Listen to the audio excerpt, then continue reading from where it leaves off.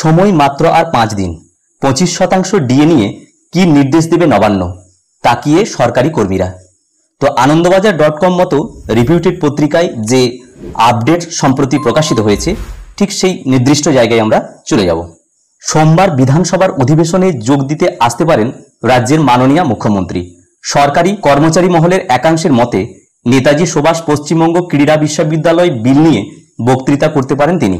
সেই বক্তৃতাতেই রাজ্য সরকারি কর্মচারীদের বকেয়া ডিএ দেওয়া নিয়ে ইঙ্গিত দিতে পারেন মমতা বন্দ্যোপাধ্যায়। তবে যেহেতু আদালতের নির্দেশ কার্যকর করতে এখনও রাজ্য সরকারের কাছে দিন কয়েক সময় রয়েছে, তাই আপাতত এই বিষয়ে একটু দেখে শুনে এগোতে চাইছে অর্থ দপ্তর। নবান্নের একটি সূত্র জানাচ্ছে, দেশের সর্বোচ্চ আদালতের দেওয়া ডিএ সংক্রান্ত নির্দেশ সঠিকভাবে বিশ্লেষণ করে যে আবেদন করার কথা ভেবেছিল রাজ্য, তা থেকে পিছিয়ে এসেছে। আর অর্থ দপ্তরের একটি সূত্র জানিয়েছে, বকেয়া ডিএ দেওয়ার জন্য আর্থিক সংস্থানের বিষয়ে উদ্যোগী হয়েছে রাজ্য সরকার। যতক্ষণ না সেই টাকা জোগাড় করা সম্ভব হচ্ছে, এই বিষয়ে সরকার পক্ষ থেকে কোনো বিবৃতি দেবে না। সিদ্ধান্ত কার্য করার সময় এলে তা বিজ্ঞপ্তির মাধ্যমে প্রকাশ করে দেওয়া হবে। আপাতত রাজ্য সরকারের সেই বিজ্ঞপ্তির দিকেই তাকিয়ে রয়েছে রাজ্য সরকারি কর্মচারীরা।